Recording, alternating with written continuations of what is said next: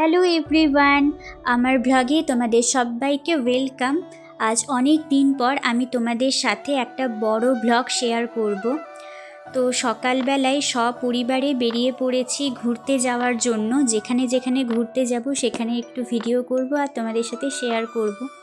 তো যাচ্ছি আজকে উদ্যানপুর গঙ্গায় স্নান করার জন্য।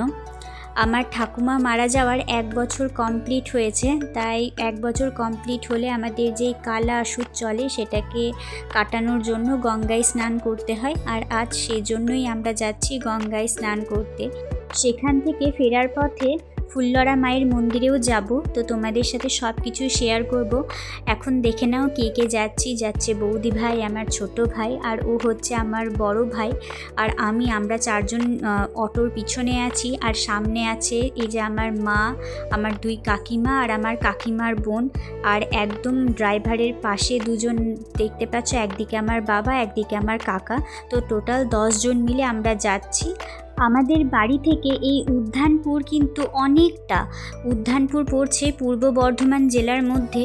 আমাদের বাড়ি থেকে যেতে প্রায় 2 ঘন্টা মতো সময় লেগেছিল। আমরা বেরিয়েছিলাম সকাল ওই 7:30টার সময় করে, আর পৌঁছেছিলাম কিন্তু 10টার সময় করে। মানে বুঝতেই পারছো অনেকটাই সময় লাগছে। আর অটোর মধ্যেই আমরা গেছিলাম। একটু সমস্যা লাস্টের দিকে অবশ্য হচ্ছিল, কারণ একই রকমভাবে বসে থাকা অটোর মধ্যে। তবে তোমরা চাইলে বাস বা ট্রেনের সাহায্যেও যেতে পারো। আমরা বাস বা ট্রেন কোনোটাতেই যেতে চাইনি। মানে আমরা চেয়েছিলাম যে ফুল্লরা মায়ের দর্শন মানে ঠিকঠাকভাবে যাতে সব কিছু কমপ্লিট হয়, তাই আমরা অটোতে করে গেছিলাম। এখানে গঙ্গা জল নিয়ে আসবো বলে দেখো কত বড় একটা কলসি নিয়ে নিয়েছি। গঙ্গায় স্নান করব, গঙ্গা জলও নিয়ে যাব। গঙ্গা জল তো আমাদের কাছে খুবই পবিত্র। তাছাড়াও আরও একটা কারণে কলসি নিয়ে এসেছি। আমাদের বাড়িতে বেশ কয়েকজন আসতে পারেনি, 2-3 জন, যেমন আমার দাদা, আমার আর কাকারা। তো তাদের জন্য গঙ্গা জল নিয়ে যাব, তারা স্নান করবে বাড়িতে। এই জায়গাটা করে এসে আমাদের অটোটা রেখেছে। এখানেই সবাই যারা যারা আসছে স্নান করতে সবাই অটো টোটো নিয়ে এখানেই রাখছে। এটা একটা স্ট্যান্ড টাইপেরও বলতে পারো।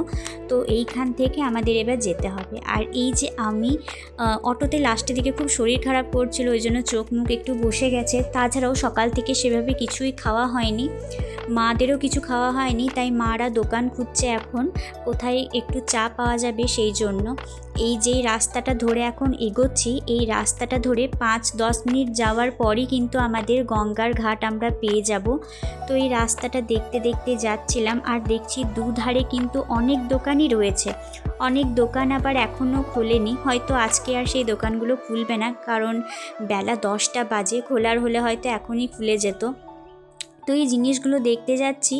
আর মারা তো এখন চায়ের দোকান খুঁজতেই ব্যস্ত। আর এই সামনে যেই দোকানটা আসছে, এই দোকানটাতে মারা গেছিল প্রথমে চায়ের জন্য, বাট চা পাইনি। কিন্তু পরে যখন ফিরে আসি আমরা স্নান করে, তখন এই দোকানটাতেই আমরা কিন্তু ব্রেকফাস্ট করেছিলাম। দেখে রাখো তোমরাও দোকানটার নাম হচ্ছে আশীর্বাদ বলে নাম ছিল এই দোকানটাই। তো মারা ওই দোকানে চা পেলো না, তারপর এখনও এগিয়ে এগিয়ে যাচ্ছে মারা চা খুঁজতে। আর আমার তো খুব ইচ্ছা করছিল যে কোনো দোকানে দাঁড়িয়ে খানিক জিনিসপত্রগুলো দেখতে। তবে আমার সাথে আমার মা কাকিমা ওরা সবাই বলছিল যে এখন কিছু দেখতে হবে না, স্নান টান করে যখন ফিরে আসবো তখন দেখব। আর এই কথাটার ফাঁদে তোমরা কেউই পড়ো না, কারণ আমাদের বাঙালি ফ্যামিলিতে এরকম বলে যে এখন দেখতে হবে না, পরে ফেরার পথে দেখবি। ফেরার পথে এমন কিছু একটা তাড়াহুড়ো লেগে যায় যে কোনো দোকানই আর ঢোকা হয় না। আমার সাথেও সেই সেম জিনিসই হয়েছিল। আসার পথে এত তাড়াহুড়ো লেগে গেছে যে কোনো দোকানে আমি ঢুকতে পাইনি। এখানে দেখো কি সুন্দর মাটির ভাঁড় রয়েছে। অনেক দিন পরেই মাটির ভাঁড় দেখলাম, আর ভাঁড়ের ওপরে কি সুন্দর রং করা হাতের কাজও রয়েছে। প্রায় সব দোকানেই দেখলাম এই মাটির ভাঁড়টা রয়েছে, তো বেশ ভালোও লাগছে। এখন অবশ্য মাটির ভাঁড় আর সেরকম আমি ব্যবহার করি না, তবে ছোটোবেলায় মাটির ভাঁড় খুব কিনতাম। আর ওই পয়সা জমিয়ে কিছু একটা কেনার হলে তারপর যখন এক ভাঁড় পয়সা জমে যেত তখন সেই ভাঁড়টা ভাঙতাম। এই দেখো ঘাটের একদম কাছাকাছি চলে এসেছি। আর এটা হচ্ছে একটা মা কালীর মন্দির, তোমরাও সবাই প্রণাম করে নিও, আমিও প্রণাম করে নিলাম। এখানের মন্দিরগুলো অনেক রকমের মন্দির রয়েছে, আর মন্দিরগুলো কিন্তু খুব সুন্দর। আমি এই উদ্যানপুর প্রথম এলাম, আমার বেশ ভালোও লাগলো। আর ওই দেখো সামনে ঘাটের কাছাকাছি চলে এসেছি। এটা হচ্ছে উদ্যানপুরের মেন ঘাট। ওই যে হলুদ রঙের দেখতে পাচ্ছ ঘাটটা বাঁধানো রয়েছে, এই ঘাটটাই উদ্যানপুরের ঘাট। আর ঘাটে পৌঁছে তো আমি অবাক, ভীষণই ভিড়। তো এখন ভাবলাম যে এই ঘাটে এখন নামবো না, অন্য কোনো ঘাট আছে নাকি দেখি। তাছাড়াও একবার ভাবলাম শ্মশানটাও ঘুরে আসি, কারণ স্নান করা হয়ে গেলে আর শ্মশানে যেতে পারবো না, তাই শ্মশান ঘুরে এসে একদম স্নান করে নেব। শ্মশান এর পাশেই আছে, মানে মেন ঘাটের একটু পাশেই। তো শ্মশান থেকে এখন আমরা বাঁ দিকের রাস্তা ধরে এগিয়ে যাচ্ছি। এইদিকেই শ্মশান, আর শ্মশান যাওয়ার রাস্তাটা একটু কেমন জানি ছিল। এই যে দেখতে পাচ্ছ তোমরা ভিডিওতে, একটু বাড়ির গলি দিয়ে আমাদেরকে যেতে হচ্ছিল। আর মা গঙ্গা তো পাশেই বয়ে চলছে, মানে মা গঙ্গার ধার দিয়েই আমরা কিন্তু এখন যাচ্ছি। তো এই জায়গাটা একটু মাটি ছিল, মানে মাটি দিচ্ছিল এই জায়গাগুলোতে। সামনে এগিয়ে গিয়েই কিন্তু শ্মশান। তো চলো তোমাদেরকে নিয়ে যাই শ্মশানের কাছে। তোমরা কারা কারা উদ্যানপুর এসেছো আমাকে কমেন্টে জানিও। তোমরা কিন্তু কমেন্ট খুব কম করো ভিডিওতে, তাই একটু বলবো যে প্লিজ কমেন্ট করার চেষ্টা করো, কারণ কমেন্ট করলে হয়তো ভিডিওটার রিচও বাড়বে। তো এটাই আমার একটু রিকোয়েস্ট যে তোমাদের এত পুঙ্খানুপুঙ্খ বিবরণ আমি দিচ্ছি ভিডিওর মাধ্যমে অনেক দিন পর, মানে অনেক দিন পর বলতে বড় ভিডিওর এডিট কিন্তু অনেক দিন পরই আমি করছি আর ভয়েস ওভার দিচ্ছি, তাই একটু কেমন জানি লাগছে। তবে জানিও আমাকে যে ভিডিওটা কেমন লাগলো তোমাদের। আর আমার কাছে তো কোনো মাইকও নেই, তাই ব্যাকগ্রাউন্ডের টুকটাক এই সাউন্ডগুলোকে আমি রিমুভও করতে পারছি না, তো এগুলো একটু ম্যানেজ করে নিও। আর এই দেখো এখানেই হচ্ছে শ্মশান, আর এই শ্মশান থেকে গঙ্গার কি সুন্দর রূপই না, মানে দেখতে লাগছে, কি সুন্দরই না লাগছে নদীটাকে। অ্যাকচুয়ালি এটা হচ্ছে ভাগীরথী, গঙ্গারই একটা শাখা। তো এটাকেই গঙ্গা হিসেবে আমরা ধরে নিই। মেন গঙ্গা অ্যাকচুয়ালি নয়, ভাগীরথী এটা, বাট ওকে, এটাই আমরা গঙ্গা হিসেবে ধরে নিই। আর দেখো কত জল রয়েছে এখন নদীতে, মনে হয় জোয়ার চলছে, হয়তো জলের স্রোতও রয়েছে বেশ প্রবল। আর এই যে সামনের ঘরটা দেখতে পাচ্ছ, এটাই হচ্ছে শ্মশান। 4টে মতো চুল্লি রয়েছে, বাট এখন কোনো মানে মরা আসেনি, তো আসেনি, একদিকে ভালো হয়েছে। আমি ভীষণ ভয় পাই মরা পোড়া দেখতে, আমার ভীষণই ভয় লাগে। তো প্রণাম করে নিলাম। আর এই যে মা গঙ্গা, আমরা এখানে বেশিক্ষণ ছিলাম না, তারপরেই কিন্তু বেরিয়ে চলে এসেছি। মা এখানে জল নিয়ে যাবে বলে একটা এই কৌটোগুলো কিনে নিচ্ছে। 10 টাকা, 20 টাকা, 30 টাকা, 25 টাকা বিভিন্ন দামের রয়েছে, তবে একটু দামাদামি করে নিতে হবে, ওরা একটু বেশি দাম তো বলবেই। তো মা এখান থেকে একটা কৌটো কিনে নিল, এই যে এই কৌটোটা। তারপর আমরা কিন্তু এখন স্নানের জন্য চলে আসছি। আর এই দেখো একটা মন্দির পেলাম রাস্তায়, কি সুন্দর। আর মেন ঘাটে যেতে গিয়েই আমরা এই একটা ঘাট পেলাম, এটা মেন ঘাট নয়, তবে আরও একটা ঘাট। এই ঘাটটা তুলনামূলক কম ভিড় রয়েছে, এখানেও ভিড় আছে, তবে মেন ঘাটে যতটা ভিড় তার থেকে অনেকটাই কম। তাই আমরা ঠিক করলাম এখানেই আমরা স্নান করব। তো স্নান করার আগে এরকম একটা পুজোর কিনে নিয়ে এলাম, ফুল ধূপকাঠি দিয়ে মা গঙ্গাকে পুজো করে নিলাম। এই ভিডিওটা আমি রেকর্ড করেছিলাম ভয়েসটা দেব বলে, বাট এতটা ওখানে আওয়াজ হচ্ছিল যে আমার গলা ঠিকভাবে শোনা যাচ্ছে না, তাই আমি এখনই ভয়েস ওভার দিয়ে দিচ্ছি। আমি এখানে আমার স্নান করার এক্সপিরিয়েন্স বলছিলাম। তো মোটামুটি পরিষ্কারই ছিল সব কিছু, তবে আমি একটা কথা এই ভিডিওর মাধ্যমে তোমাদের সাথে শেয়ার করব যে তোমরা যারা মা গঙ্গাকে মা হিসেবে পুজো করছো, তোমরা কেন সেটাকে আবার নোংরাও করছো? এটাকে পরিষ্কার রাখার দায়িত্বও কিন্তু তোমাদের মধ্যেই পরে। ঘাটে অনেকে নোংরা করছে, অনেকেই কাপড় কাচা এসব করছে। তো যাই হোক, তোমরা এটাকে সচেতনভাবে রেখো। আর আমার ভাই দেখো অত বড় কলসিতে জল ভরে, কাদা ভরেও একাই নিয়ে যাচ্ছে। কলসিটা যে কি পরিমাণে ভারী ছিল, মানে আমরা কেউই ওঠাতে পারছি না। ভাই ওটাকে কিভাবে যে নিয়ে যাচ্ছে, মানে ওটাই আমি রেকর্ড করে দেখালাম। আর ও গায়ে ভীষণ জোর, ওর গায়ে। তো এদিকে আমাদের সববার মোটামুটি কমপ্লিট স্নান। তো এখন আমরা বেরিয়ে যাচ্ছি। আর ওই যে বললাম যে আমাদের আর দোকান টোকান সেভাবে কিছু দেখা হয়নি। এই বিড়ালটা একটা দোকানের ওপর বসেছিল, আমি ওটাকে পুতুল ভেবেছিলাম প্রথমে, ও এমনভাবে স্থিরভাবে বসেছিলাম, পরে রিয়েলাইজ করলাম যে ওটা একটা সত্যি বিড়াল, আমি ওটাকে খেলনা বিড়াল ভেবেছিলাম। তো অ্যাকচুয়ালি দোকান পাহারা দিচ্ছে। কতটা কিউট দেখো তোমরাই। সেখান থেকে আমরা এই দোকানটাতে চলে এলাম। তোমাদের প্রথমেই বললাম যে যেই দোকানটাতে আমরা খেয়েছি, তো ওখানে চলে এসেছি। প্রথমে আমরা অ্যাকচুয়ালি পুরি খেতে চেয়েছিলাম, বাট পুরি শেষ হয়ে গেছে, তাই আমরা একটা করে চপ আর একটা করে বেগুনি দিয়ে মুড়ি খেয়ে নিয়েছি এখানে। তো এই দেখো সবাই মিলে প্লেটে নিয়ে বসে পড়েছি। খাওয়া দাওয়া হয়ে গেলে একটা স্ট্রিংও খেয়ে নিয়েছি, কারণ ভীষণ রোদ গরম ছিল। আজকে যে এতটা পরিমাণে রোদ গরম ছিল কি বলবো। তো স্ট্রিংটা খাওয়ার পর এখন কিছুটা ঠিকঠাক লাগছে।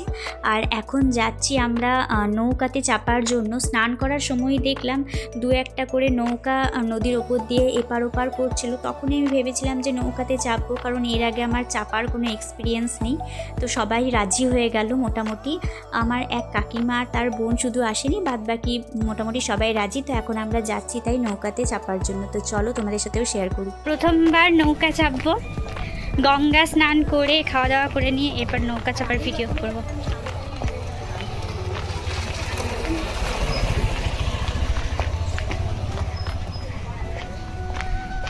এই সামনেই আছে বললো, দেখতেও পাচ্ছি একটা ঘাট, তো সেখানে চাপবো। তো এই দেখো ঘাটের কাছাকাছি চলে এসেছি। এখানেই একটা ফেরি ঘাট আছে, আর এই ঘাটেই দেখছি দুটো নৌকা বাঁধা রয়েছে, আমরা দেখতে পাচ্ছি। তো সেখানেই যাচ্ছি, আর তাড়াতাড়ি আমাদেরকে যেতে হচ্ছে, কারণ আমাদের যে অটো নিয়ে এসেছে সে আবার আমাদেরকে তাড়াও দিচ্ছে। তো চলো তাড়াতাড়ি যাই। ঘাটেই আছে নৌকা, তো চলো নৌকাতে চাপি গা। তো চলো দেখাই। আর পিছনে মা, বৌদি, ভাই আসছে, আর আমার সামনে কাকিমা, বাবা, ভাই, দুই ভাই, ওরাও সবাই আছে।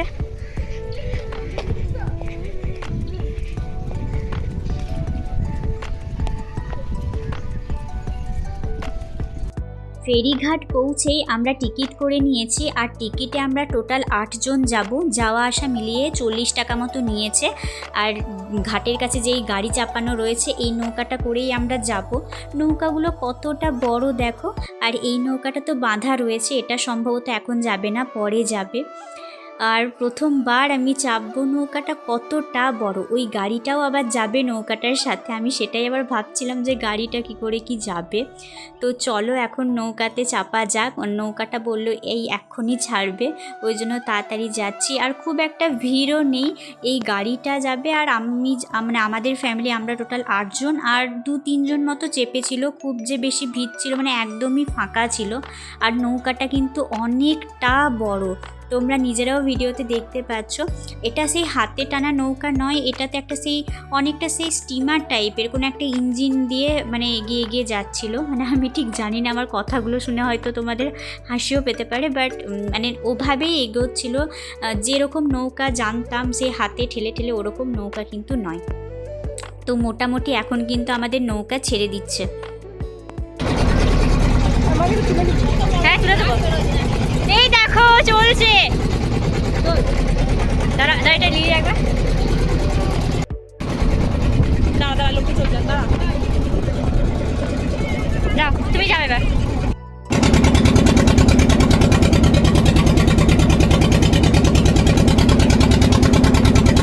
এই ছিল আমাদের নৌকা যাত্রা। আমরা এই পার থেকে ওই পারে গেছি, আবার ওই পার থেকে এই পারে চলে এসেছি। সম্ভবত পাশের মানে যে পাড়টা ছিল সেটা নদীয়া ছিল। তারপরই আমরা তাড়াহুড়ো করে অটোতে চেপে গেছি। এখন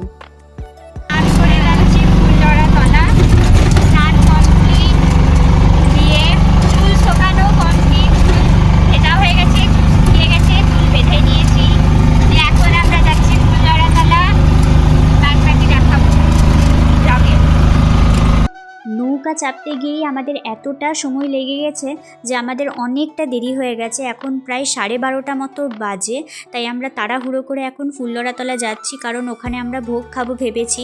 আমাদের পৌঁছাতে হয়তো ফুল্লরাতলা 1:30-2 বেজে যাবে। তো ভোগ খাওয়ার জন্যই আমরা তাড়াতাড়ি অ্যাকচুয়ালি করছিলাম। আর তা করতে করতে দেখো পৌঁছেই গেছি ফুল্লরাতলা।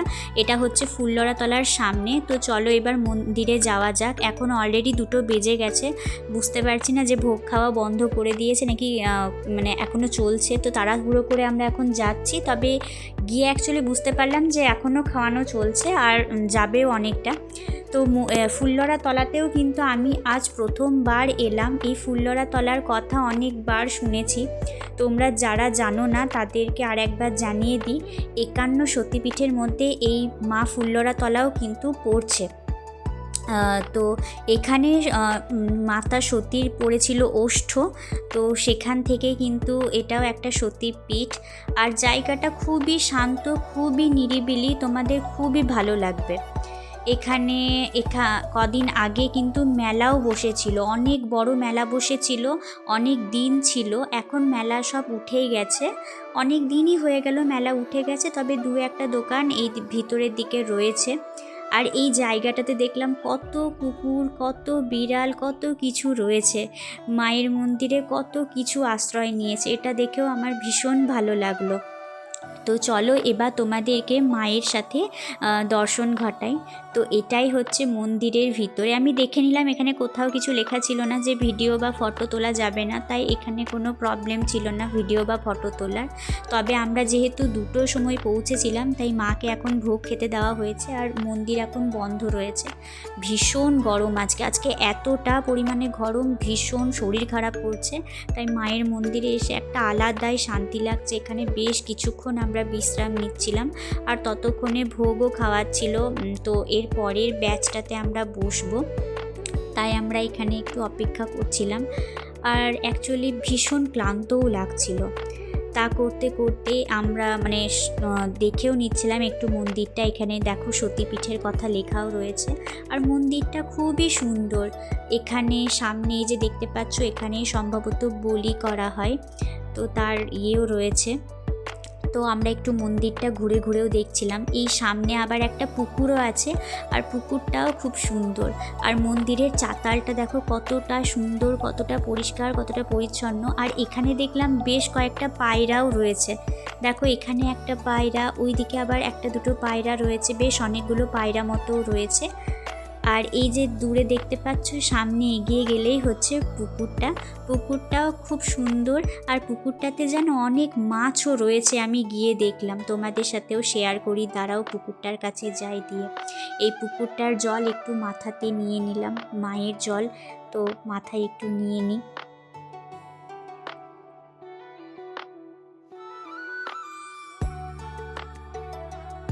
এই দেখো কত ছোট ছোট মাছ রয়েছে, জানি না তোমরা কতটা ভিডিওতে বুঝতে পারছো, তবে অনেক ছোট ছোট মাছ কিন্তু ওপরে ওপরে রয়েছে। এখন আমরা ভোগ খেতে বসে পড়েছি আর ভোগটা খেতে অসম্ভব সুন্দর ছিল, ভীষণই পরিষ্কার পরিচ্ছন্ন ছিল। জায়গাগুলোও দেখতেই পাচ্ছ কতটা পরিষ্কার পরিচ্ছন্ন, আর খেতেও ছিল খুবই সুন্দর। তারপরে কিন্তু মায়ের যে মন্দিরের দরজা সেটা খুলে দেওয়া হলো আর আমরা গিয়ে সেখানে একে একে প্রণাম করে নিলাম। তোমরাও প্রত্যেকে কিন্তু প্রণাম করে মনস্কামনা জানাতে পারো আমার ভিডিওর মাধ্যমে। আর আমি এখানে একটা ধাগাও কিনেছিলাম, তো এই ধাগাটাও মায়ের মন্দিরে পুজো করে আমি পরে নিয়েছিলাম। আর সবশেষে খেয়ে নিলাম আইসক্রিম। আর আজকের দিনটা এভাবেই আমি কমপ্লিট করলাম। তো তোমাদের ভিডিওটা কেমন লাগলো অবশ্যই কমেন্টে জানিও। Tata, bye bye.